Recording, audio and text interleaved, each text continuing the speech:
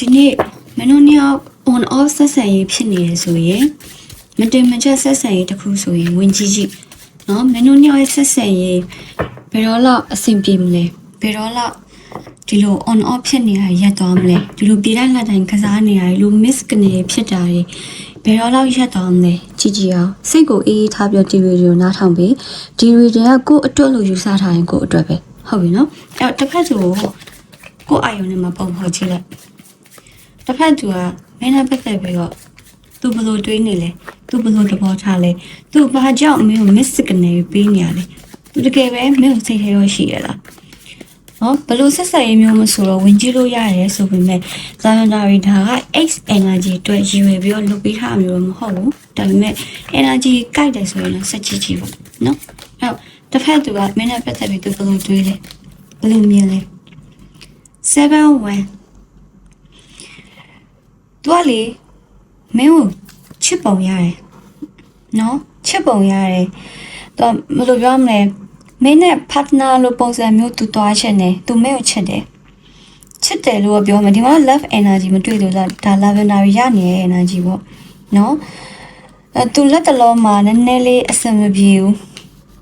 ဒီလားမင်းပေါ်မှာဘယ်လိုမြင်လဲဆိုရင်တော့ तू က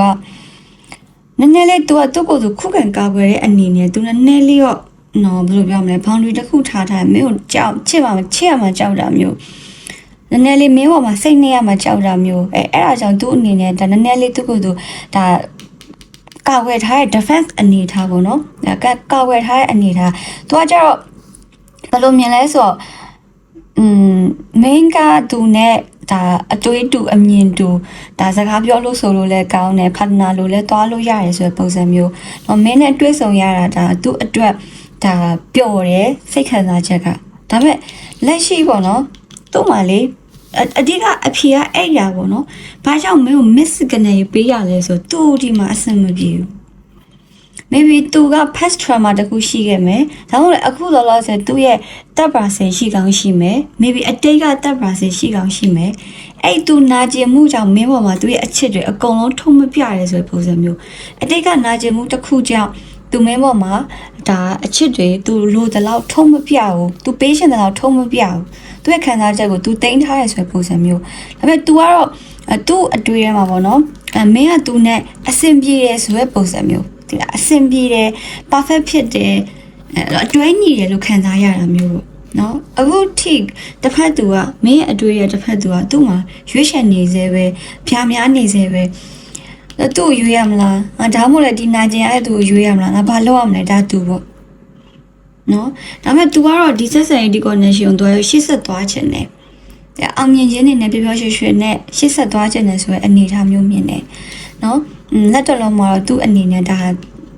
ဘာကြောင့်မို့မင်းကိုတိတ်ကြယူမဆိုင်တာလဲဘာကြောင့်မို့မင်းတို့ညက on off ဖြစ်နေရလဲဘာကြောင့်လဲဆိုတဲ့အဖြေကိုသိရှင်ဒီဗီဒီယိုလာကြည့်နေရဆိုရင်ပေါ့နော်ဒါဒီအဖြေပါသူဒီလိုဖြစ်နေတယ်နေမကောင်းတာပဲဖြစ်ဖြစ်စိတ်မကောင်းတာပဲဖြစ်ဖြစ်စိတ်အဆင်မပြေတာပဲဖြစ်ဖြစ်သူဒီလိုဖြစ်နေတယ်နော်အဲ့ဒီ energy မျိုးရနေတယ်ဒါတော့လက်တလော तू ကဒါမင်းအခုလက်ရှိဒီဗီဒီယိုကြည့်နေတဲ့သူပေါ်မှာထားတဲ့အတွေးတော့ဒါမင်းနဲ့ပတ်သက်ပြီးတော့ဒီမှာ Ace of Cups ဆိုတဲ့အနေထားအရာပေါ့နော် तू ကသဘောကျတယ်တာရတယ်ဒီလားအချစ်တွေရှိရယ်မင်းနဲ့ပတ်သက်ပြီးတော့အချစ်တွေရှိရယ်ဒါပေမဲ့အချိန်တော့စောင့်လိုက်အောင်သူ့ဘက်ကိုပေါ့နော်အရင်မလောနဲ့ဒီ connection ကိုမလောစေချင်ဘူးနော်လာဗန်ဒါရီကမလောစေချင်ဘူးမင်းဘက်ကနည်းနည်းလောနေမှာဒါပေမဲ့လာဗန်ဒါရီမလောစေချင်ဘူးဘာကြောင့်လဲအချစ်ရှိရယ်သူ့မှာနော်စိတ်ခံစားချက်ရှိရယ်မင်းနဲ့လည်းသူအဆင်ပြေရလို့မှတ်ယူထားတယ်နော်ဒါပေမဲ့ဘာကြောင့်မို့ miss ကနေပြနေရလဲဆိုတော့ तू ကမချစ်လို့တော့မဟုတ်ဘူးတဲ့ဒါပေမဲ့ तू လက်တလုံးမှာတန်ရာရထားတာစိတ်တန်ရာရထားတာလူတန်ရာရထားတာအဲ့အကြောင်း तू ကိုယ်တိုင်သူ့ကိုယ်သူကာကွယ်ထားတဲ့ defense အနေထားမျိုးဖြစ်နေတယ်နော်အဲ့တော့မင်းတို့เนี่ยဒီ on off အခြေအနေရက်သွားဖို့ရှိမလားဆက်ဆံရေးတိုးတက်လာမလား तू miss ကနေပြရရက်သွားမလားပြန်ယူရနော်သူမနဲ့သူနဲ့ဒီ miss ကနေဖြစ်တဲ့ဆက်ဆံရေး on off ဖြစ်နေတဲ့ဆက်ဆံရေးရမလားမင်းတို့เนี่ยဆက်ဆံရေးဒီထက်ပိုပြီးပွင့်လင်းပြီးဒီထက်ပိုပြီးတိုးတက်ကောင်းမွန်လာဖို့ရှိလား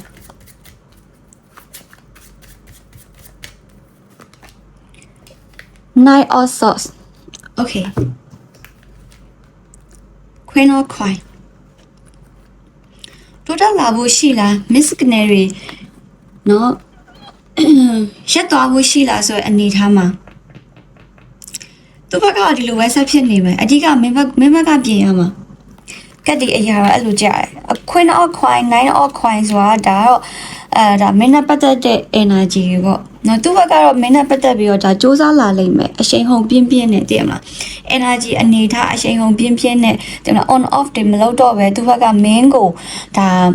စူးစမ်းလာဖို့တော့ရှိတယ်ဒါပေမဲ့မင်းဘက်ကပေါ့နော်ဒီ energy ဖြစ်နေမှရမယ်ဒီ energy က queen ကြီးပဲကြာထားတယ်ဆိုတော့အတိတ်ပဲကွာ lavender နားတဲ့သဘောပေါက်ပြောရမယ်ဆိုရင်မင်းဘက်ကတည်ငြိမ်ရမယ်ကိုလိုချင်တာကိုရအောင်ယူနိုင်ရမယ်ဆိုလိုချင်တာကကိုလိုချင်တာရအောင်ယူရတာဟုတ်တယ်ဒါပေမဲ့တစ်ဖက်သူဘက်ကိုတော့ကတ်လို့မရအောင်တော့ပြီးတော့ chase လို့မရအောင်အမေကအရင်ကနေက stable ဖြစ်ပြီးသား strong ဖြစ်ပြီးသားရှိရဲ့ energy တယောက်သူနဲ့ပတ်သက်ပြီးမှလည်း question တွေဖြစ်သွားတာပေါ့ကွာဆိုတော့မင်းဘက်က energy stable ဖြစ်အောင်စူးစမ်းပြီးတော့နေရမယ်သူ့ကိုအရင်မလိုက်နဲ့တော့သူဘက်ကကို miss ကနေဘလောက်ပဲဖြစ်ဖြစ်ကိုက let go ထားလိုက်ကိုနဲ့ကိုချင်းနဲ့ထိုက်တယ်ရင်သူကကိုစီရောက်လာလိမ့်မယ်ဖတ်သူကလည်းเนาะဒါမင်းနဲ့ပတ်သက်ပြီးတော့ဒါလောက်လာမဲ့စူးစမ်းလာမဲ့အနေထားရှိတယ်ဆိုပေမဲ့မင်းဘက်က energy တည်ငြိမ်မှရမယ်မင်းဘက်က energy ပူလောင်နေပြီးတော့ anxiety စိတ်တွေများနေရင်အဆင်မပြေဘူးဆိုတော့မင်းဘက်ကလို့တည်ငြိမ်တဲ့ energy မြင်လားအေးစစ်စစ်ဘက်ကကိုပတ်စံကိုရှာနေရလှပအောင်လည်းနေနေရသူ့ဂယုမဆိုင်ဘူးကိုတယောက်တည်းပဲကို focus လုပ်နေရအနေထားသူ့ light မ chase မှပဲရတယ် energy အရာလူမဟုတ်ကတချို့သူတွေဆိုရှိရယ်စာတော့မပို့ဒါပေမဲ့စိတ်ကတော့အမြဲရောက်နေစိတ်ကသူ့အကြောင်းတွေးပြီးစိတ်က light chase မိနေအဲ့လိုဆိုလည်းအဆင်မပြေဘူးเนาะအဲ့လိုဆိုလည်းအဆင်မပြေဘူးဆိုတော့ကိုယ့်ဘက်ကတင်းငြိမ်အောင်နေရမယ် energy ကเนาะအဲ့ဒါမှတင်းငြိမ်အောင်နေမှပဲမင်းအလိုရှိတဲ့အရာကိုရမယ်ဆိုတဲ့အနေထားမျိုးကက်လေးအောင်ဖြည့်ပေးထားတယ်เนาะအဲ့တော့မင်းတို့နှစ်ယောက် on and off ဖြစ်တာရက်သွားမလားဆိုတဲ့အဖြေမှာရက်သွားလိမ့်မယ်ပေါ့နော်ဒါပေမဲ့ဘယ်လိုပြောမလဲ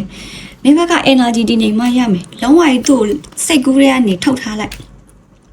စိတ်ကူးရဲနေထုတ်နော်ကိုယ့်ကိုယ်ပဲအာရုံစိုက်ကိုယ့်ကိုယ်ပဲ focus လုပ်နော်ဒါကိုလိုချင်တာရချင်မှရမှာနော်ကိုလိုချင်တဲ့အရာချက်ချင်းရချင်မှရမှာသူ့အချိန်နဲ့သူ့အနေနဲ့သူကိုနဲ့ထိုက်တယ်ရလာလိမ့်မယ်ဆိုတော့အဲ့အရာကိုလက်လွတ်လိုက်ကိုနဲ့ထိုက်တယ်ရလာမယ်ထိုက်ပတယ်ရင်ထားလိုက်တခြားသူကြောင့်လည်းရလိမ့်မယ်နော်အဲ့လိုမျိုးပြောချင်တယ်ဆိုတော့ဒီ connection စောင့်ကြည့်ပါအောင်နည်းနည်းတော့ဒီမှာတော့မင်းတို့ညောက်အတွက်အဖြေရဒါပဲထွက်တယ်မင်းတို့ညောက်ကရှေ့လျှောက်တိုးတက်လာဖို့ရှိလားဆိုတဲ့အနေထားမှာသူ့ဘက်ကတော့မင်းနဲ့ပတ်သက်ပြီးတော့အခုချိန်မှာဒါအရင်တော့အခုချိန်မှာဒါခြံခတ်ထားတယ်ပေါ့နော်သူကသူခန်းစားချက်တွေဖွင့်မပြအောင်ဆိုရင်ဒါနောက်ထက်လာမဲ့အချိန်လေးမှာသူ့ဘက်ကနည်းနည်းလေး miss ကို action လေးတော့ယူလာလိမ့်မယ်နော်ဒါပေမဲ့နည်းနည်းလေးတွေးအေးလိမ့်မယ်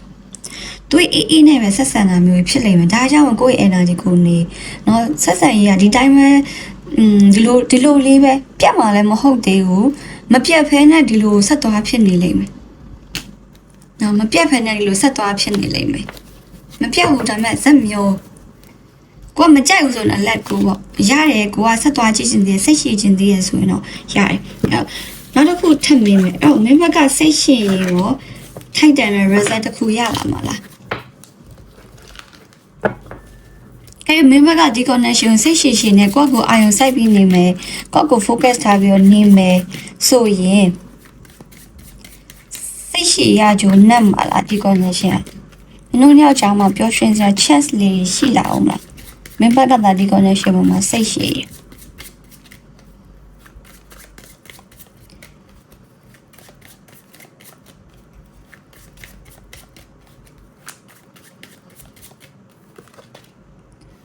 true source မတိချဘူးတင်ပြီးမတိချဘူးဟောဒီမှာ base of the deck မှာ4ဝင်အချိန်ကြီးကတော့50-50ပဲတေချပါတယ်เนาะဒါ follower လေးတို့တွားရရင်စောင့်ဒီ connection တိုးတက်လာမှာအဲ့လိုတော့မမြင်မတေချ50-50ပဲအဲ့အတွက်ကြောင့်အဓိကကကိုယ့်ကိုယ်သာအာယုံဆိုင်လိုက်ရင်သူ့အရင်မမျောရတော့တဲ့နောက်ဆက်တွဲမှာသူနဲ့ maybe the end ဖြစ်ခဲ့ရဆိုရင်တော့မှအရင်ကြီးဒါ စိတ်လှုပ်ရှားစရာမလိုတော့ဘူးကွာပြောချင်တာအဲ့လိုနော်ပြောချင်တာအဲ့လို50ပဲ10တော့ခွိုင်းနဲ့41 10တော့ခွိုင်းနဲ့အဲ့နှစ်ကက်ကတော့50နှစ်ကက်ကတော့ maybe ပေါ့ဒါကအကုန်လုံး overall အဖြေ maybe လို့ပဲပြလိုက်မယ်ပျော်ရွှင်စရာကိစ္စလေးတော့ရှိလာနိုင်တယ်ဒါပေမဲ့နည်းနည်းလေးတော့ဒါမင်းဘက်ကလည်းပြတ်သားမှမဟုတ်သေးပါဘူးဒီဗီဒီယိုကြည့်နေတဲ့သူတွေကလည်းအဲ့လိုပြတ်သားမဲ့အနေထားတော့မမြင်သေးဘူးအဲ့တော့83ရင်တွားကြည့်ပါ